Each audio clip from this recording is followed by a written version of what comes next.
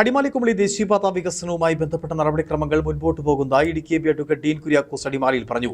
പ്രഖ്യാപിക്കപ്പെട്ട 3 capital നോട്ടിഫിക്കേഷന്റെ സമയകാലാവധി ഡിസംബറിൽ അവസാനിച്ചുവെന്നും ജനുവരിയിൽ ഈ നോട്ടിഫിക്കേഷൻ പുതുക്കി ഇറക്കുമെന്നാണ് കേന്ദ്ര സർക്കാർ അറിയിച്ചിട്ടുള്ളതെന്നും എംപി വ്യക്തമാക്കി. അടിമാലി ബൈപ്പാസിന്റെ പുനഃക്രമീകരിക്കപ്പെട്ട അലൈൻമെന്റിന്റെ അന്തിമ അപ്രൂവൽ 3 ക്യാപിറ്റൽ നോട്ടിഫിക്കേഷന്റെ പുനഃപ്രഖ്യാപനത്തിലൂടെ ലഭിക്കുമെന്നാണ് കരുതുന്നതെന്നും എംപി വ്യക്തമാക്കി.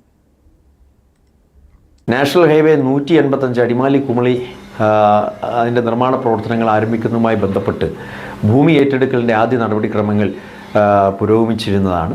അല്ലെങ്കിൽ അതുമായി ബന്ധപ്പെട്ടിട്ടുള്ള അതിർത്തി കല്ലുകൾ സ്ഥാപിക്കുന്ന നടപടി പൂർത്തീകരിച്ചിട്ടുണ്ട്.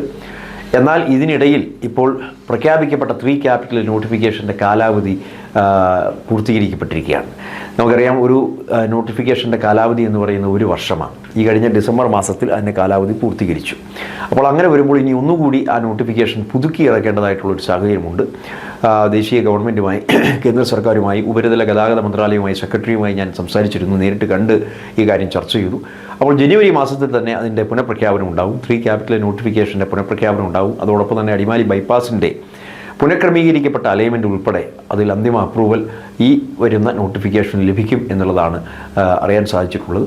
തുടർന്ന് വളരെ പെട്ടെന്ന് തന്നെ 3 ക്യാപിറ്റൽ ഡി പ്രഖ്യാപനം ഉൾപ്പെടെ, എന്ന് വെച്ചാൽ ഭൂമി ഏറ്റെടുക്കലുമായി ബന്ധപ്പെട്ട് കോമ്പൻസേഷൻ കൊടുക്കുന്നതിൻ്റെ ആദ്യപടിയായിട്ടാണ് 3 ക്യാപിറ്റൽ ഡി വിജ്ഞാപനം വരുന്നത്. അത് ഈ സാമ്പത്തിക വർഷം തന്നെ ഇതുമായി ബന്ധപ്പെട്ടിട്ടുള്ള ഒരു പുരോഗതി ഉണ്ടാകും എന്നുള്ള നിലയിലാണ് കാര്യങ്ങൾ നിൽക്കുന്നത്. ഏതായാലും മാർച്ച് മാസം 30-ന് മുമ്പേ 3 ക്യാപിറ്റലെ പുനഃപ്രസിദ്ധീകരിക്കുകയും ഏതാനും നാളുകൾക്കകം തന്നെ 3 ക്യാപിറ്റൽ ഡേ പ്രസിദ്ധീകരിക്കുകയും ചെയ്താൽ 2026-27 സാമ്പത്തിക വർഷം തന്നെ ഭൂമി ഏറ്റെടുക്കുന്ന നടപടി പൂർത്തീകരിക്കാൻ സാധിക്കുമെന്നുള്ള ഉറച്ച പ്രതീക്ഷയിലാണ് NH 185 അടിമാലി കുമളിയുമായി ബന്ധപ്പെട്ടുള്ള കാര്യങ്ങൾ പുരോഗമിക്കുന്നത്.